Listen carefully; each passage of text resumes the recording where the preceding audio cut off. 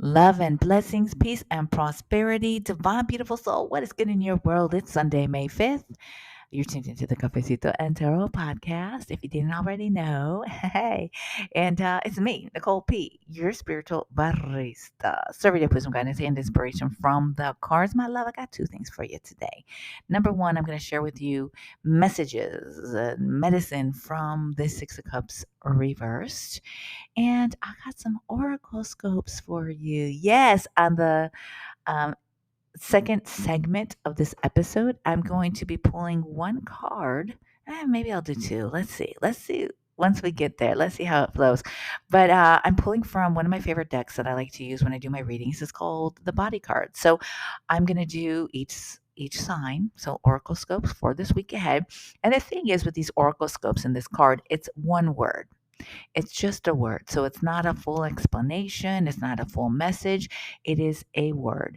So my invitation to you is that you tune in to, you can choose your sun, moon, or rising, or all three, and you write the word down and you ponder upon that word like, what could this mean? Right?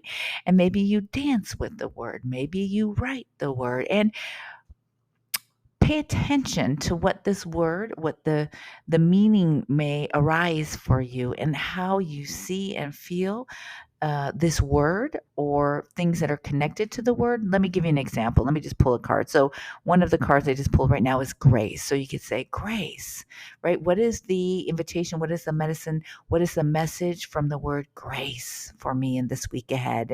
And root into it, anchor into it, and see what flows for you in this week around the word for your sign or signs. Okay.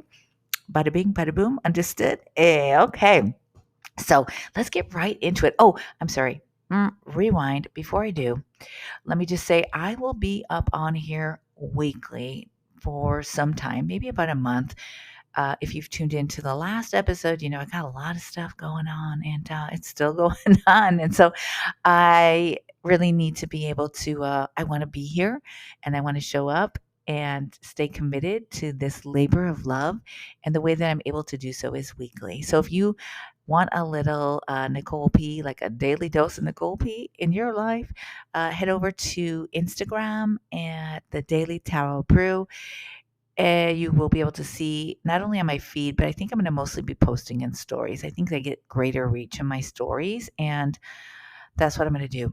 So I'll be in the stories and on, I think I'm, just throwing out some reels here and there. So head over to the IG, to my IG at the IG. It cracks me up. They always keep on saying the IG, the Facebook. I sound like I'm 70 or 80 or something. But head over there for a little daily dose of Nicole P in your life. So one more thing about this. So what you can expect them by me coming up here weekly for the time being is I'm going to, I think it feels really good. I'm going to be doing these oracle scopes, and maybe I'll start doing some tarot scopes once a week, and a card of the week. So I think that's the direction that I'm going to take for the time being. So without further ado, my love, let's get into the tarot. The Six of Cups reversed. Oh, I love this card. And while I was preparing to come up on here and getting my cafecito, which I'm raising it right now to you. Let me get a sip. Mm, I just really thought of a different message. Like I'm going to still share what came to me, but generally of the Six of Cups. I think when we look at that card, so much about like meanings and what people talk about is memories, like childhood memories, sometimes holding on too much memories of the past that you're not able to move forward. And it's the cosmic connection to Sun and Scorpio. I forgot to mention that. Very interesting, right? Sun connected to Leo energy, summertime for those of us here in the Northern Hemisphere, and Scorpio season, right? When the veil is thin, and I even think the veil is lifted, when the energy, the medicine, the magic from the underworld is activated, right? It's the time when we are in communion in a special sort of more intense fostered way with spirit, with our ancestors and our loved ones. And I always think we're always in relationship with spirit, because spirit's all around us each and every day. But it's intensified during that time in Scorpio season, right? Death and rebirth. So with the major arcana for Scorpio, we have the death card and we have the judgment card, and for the sun we have the sun, and for we have obviously the sun for Leo, I meant to say, and the strength card. So it's interesting, right? It's an interesting uh dance between life, and it's really too that the energy of the sun is like life, right? Shining light on the shadows and death. It's the duality, it's the dance between life and death. Interesting. So this card in the upright, I think there's another message that it'd be interesting to delve down a little bit deeper. And I'm going to make a note on that to sit in meditation with it. This card reminds me a lot of the healing that one chooses to do, chooses to engage in around family trauma, around wounds, childhood wounds, and generational traumas that maybe we are not experienced in our physical bodies in lifetime, but we carry with us in the current day. You see people talk about on Instagram, they're breaking generational curses, or on other social media, breaking generational curses, ancestral veneration, and healing wounds of the past. And the Six of Cups, I feel, has an invitation for us to explore more of a meaning around that, because the cups being connection to water, connection to moon energy, connection to healing, to cleansing. And it would be interesting. I think there's definitely meanings and messages for us with the Six of Cups around healing generational wounds and support from spirit as we do so, as we engage in that journey, right? That process. I just thought about that. And yeah, interesting. But what I wanted to share, I guess it can be related to that. I'm sure there's um, energies or threads of that healing in the message I'm about to share with the Six of Cups reversed. And, when I pulled this card, it made me think about how when we're on the precipice of some really big change, okay?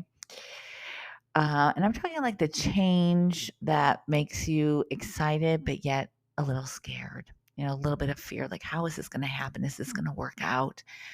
And that change where your soul, your spirit is like nudging you, like something's got to give, right? Where it's that change where you're answering the call of your spirit, right? In some way, shape, or form.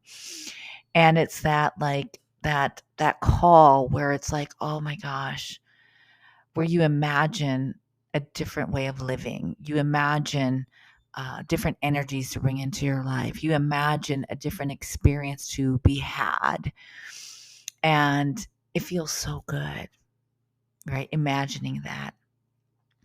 And the path starts to open for you to take the steps towards that, to bring more of that energy into your life. And it's that call where you wake up and you say, something's got to give. Something has got to give. Because if I stay the same, if I do not do anything to make any change, my soul will wilt, like that kind of energy. Okay. And when we're on the precipice of those changes, yes, there's excitement. Like, oh my gosh, this is really happening. I'm calling it forth. And equally so, at times there's fear, which is completely normal, right? It's completely normal. And what can happen, and this is what the card in reversal reminded me of, is that when we're on the brink, precipice, I love that. Did I even say that right? I don't know. But when we're on like that edge, the brink, where we're walking, like doing that, like, the edge, walking on the edge, it can get really easy to let fear take over. And then what happens is you begin to how do I say it? You begin to almost romanticize, that's the word. You begin to romanticize the present and the past as a way to avoid making the change, because sometimes the change that you got to make is hard, right? It's taking that first step. It's hard. It's breaking things down. And I think as I'm talking more, I can see the correlation. I can see the threads between the Six of Cups and the upright position being around this generational healing and healing even in our lifetime. It takes a lot of courage, right? It takes a lot of courage to say, I want to live differently. Okay. And when you're at on the edge, sometimes if we give into fear, you romanticize like, oh, wait, it's not really that bad here. It's not really that bad. You know what? Maybe I'm wanting too much. Maybe I'm not trying to. Maybe I didn't do my best to fit in. Maybe this or maybe that, and you begin to just say it's not really so bad. Like, no, that's okay. I'll wait till next year. I'll wait till next time. And of course, that's your free will, right? We all have the power to make choices. And if you choose to not make that step, to not make that change, that's your right. And that is okay. But I'm going to tell you something, because your soul was lit. Your soul had that call to say, if I stay, my soul will wilt, and you choose to stay, that feeling's going to come up again. Maybe it won't be for 6 months or maybe it'll be a year, but you know what? Your soul was lit. Your soul was lit. So that feeling, that call to change, to heal, to grow, to evolve is going to come back, even if you stay the same, even if you choose not to change. It's going to come back. Even if you choose to stay and live in the justification, the romanticization. I just butchered that word, but you know what I'm saying. Even if you stay in the present and romanticize the past and be like, it's really not that bad. I'm gonna try a little bit harder to fit in. It's gonna come up again. It's going to come up again because you opened up energy centers in your body and in your soul. It's gonna come up again. So the message is that it happens, and it's okay if you tend to romanticize the present and the past in order to not change and take steps towards the future. It's okay. I've done it and I've lived in it for years. And I'm telling you, your soul aches. Your soul aches. And maybe, it aches a little bit less and you do things to numb that ache, but eventually that ache is going to come back. That's going to come back. And so what do you do? What do you do? One of the things is being able to have a system of support, a good therapist, if you are able to find a therapist, finding resources. The beautiful thing about technology is that we have access to supports and resources. And I know you got to have sacred discernment on what you connect to on the web, most definitely. Right. But there's people that are telling their stories that you can connect to that can be a source of inspiration. Dancing and acknowledging your fear, like saying, hey, fear, what are you telling me? Wait, is this a real? Like, because our fear, there's nothing wrong with it. Fear is absolutely a natural response to change into things. And sometimes the fear and our intuition, our fear kind of trips up our intuition, right? We think it might be our intuition, but it's really fear, and we can get kind of blurred vision from it. But like fear in of itself, it's an emotion and it comes up. And so to say, hey, fear, what you telling me? What do you got to say? And to really sit with your fear. And even what I love to do is I write things out. What is the worst case scenario? What is the worst thing that can happen? What is the absolutely most amazing thing that can happen? And what's the bridge between the two? And as I start to just free flow this writing and I dance, I listen to music, I really tap into it and I see it on paper, I begin to understand and can say, oh, okay, this is what's going on. This is the root of the fear. The root of the fear stems from a wound, right? From childhood, stems from a wound that I carry in my body, that traumas my family went through. I'm saying this as an example, which actually is stuff that I've danced through and worked through in different parts of my life of that generational trauma and healing and traumas even in my own life. And I don't say that very lightly, but it's something that once we're able to weed through it, to talk through it, to move through it, we begin to see, oh, okay, this is what's going on. So, my love, be patient. If you're going through something like this, you got to be patient. You got to be loving. You got to be kind and gentle with yourself. And you got to tend to your spirit and listen to your spirit. You know, we are meant to be in support and connection with one another. And so finding and really leaning into your crew and the people that get you and that will root you on and that will check you, and say, oh no, you're not getting out of this. No, you gotta step up. Why are you backing out of this? Why are you hiding from your brilliance? Because a lot of times that won't be happening. Sometimes we're afraid to shine bright. We say, oh, I want to shine bright. I want to shine bright. I want to take the stage. I want to do this. And when the opportunity comes, say, oh my gosh, no, no, no, and you back up. And that's where you need your crew to say, oh no, slow your roll. Why are you hiding out? Why are you dimming your light? Why are you dimming your light?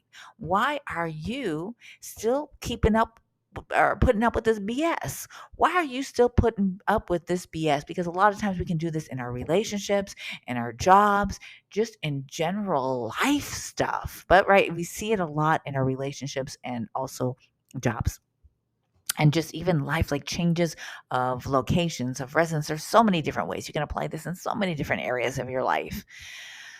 But the thing is, my love, once your soul has a taste and that sense of like, oh my gosh, there is something else out there, even if you choose to stay the same, you justify, you romanticize, you don't make that move, it's going to come back. It's going to come back.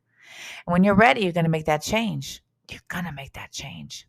And so that's what I wanted to share with you about the Six of Cups reversed and the message. And I think, as I stated earlier, I could see the threads woven into this tapestry, the threads of the Six of Cups in the upright position around our generational healing, our family healing, our own personal healing, and as it has to do with our um, expansiveness, as our elevation, as we elevate, right? And open up to the abundance of the universe and the abundance of beautiful, joyful, wonderful experiences in our lives, and that we are worthy and deserving of having. So, yeah, that's what I got for you. And I just want to say a lot of the messages and reflections, of course, number one, not a lot. They come from the messages that I feel and I receive to share. And a lot is even rooted in my own personal experience, right? In ways that I've healed and moved through these energies. So I'm telling you, been there, done that many, many times. And once you just almost like ripping the band aid off. And I feel like once you rip the band aid off, it goes a little bit smoother. I think there's so much, the fear festers when you're in the in between and really romanticizing and trying to justify not changing. I feel like that's the harder part. It really, really is. It really, really is. Because once you rip the band aid off, it's like, oh, shoot, there's no going back. And it doesn't mean that it's still not hard or there's still not contractions or things to move through, but it's different. I found that energy of the not yet and avoiding and justifying and romanticizing is so much more painful. So I hope this was of service to you. I am going to drink a little bit of cafecito, shuffle these cards, and let's get on with the Oracle scopes for this week ahead, my love. Okay, let's get into it.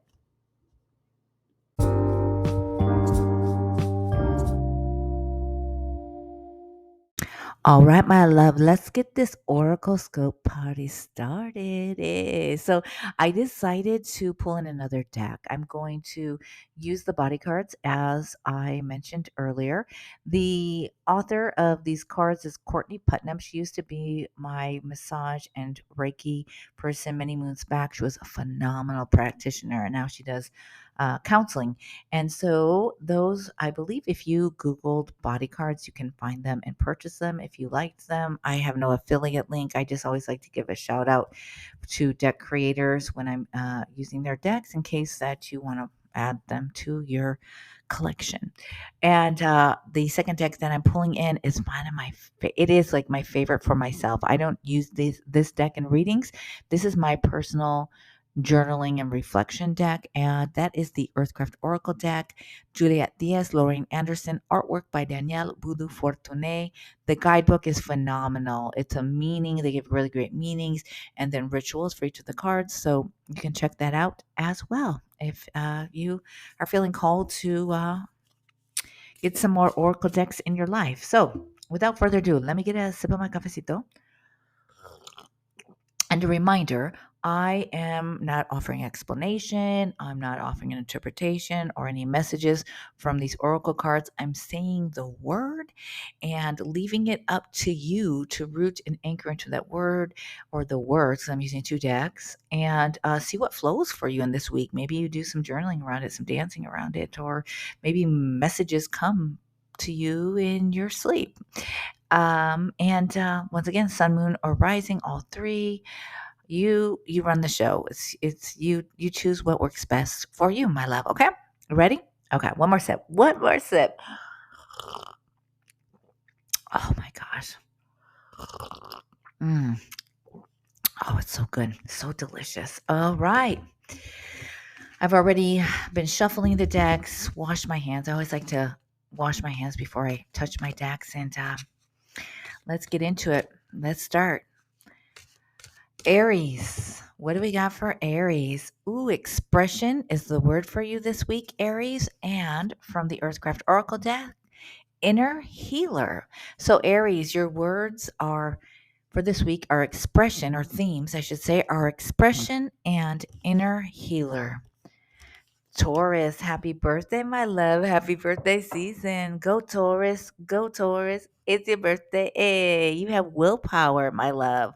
Willpower is your word and the mountain. So, themes for you this week willpower and mountain, or the mountain. Gemini, connection. Connection. And from the Earthcraft Oracle deck, spiritual journey. So, Gemini, the themes for you this week are connection and spiritual journey. Cancer, communication. Communication and plant seeds. So, my love, Cancer, the word and themes for you this week are around communication and plant seeds. Plant seeds. Next, Leo. Your word is balance, my love. Balance. And from the Earthcraft Oracle deck, Medicine Woman. Ooh, Medicine Woman. So themes around balance and Medicine Woman. It says Medicine Woman, but you know what? It could be Medicine Person, right? This medicine Person, Medicine. Yeah, say Medicine Person. So however you identify, whatever is your gender identification, it's a medicine. Like you got the medicine, okay? Virgo. Virgo. Listening. Listening. And sacred temple. So, Virgo, your word is listening. Themes around sacred temple are what are ahead for you this week. Libra. Action, my love. Action's your word, and karmic debt. Interesting. Karmic debt.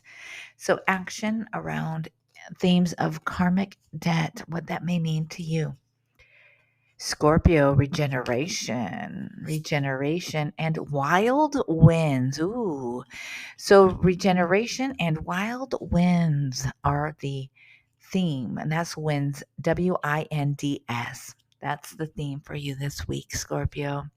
Sagittarius, self assurance, and womb, WOMB, womb. Self assurance is the word, and themes around self assurance and womb.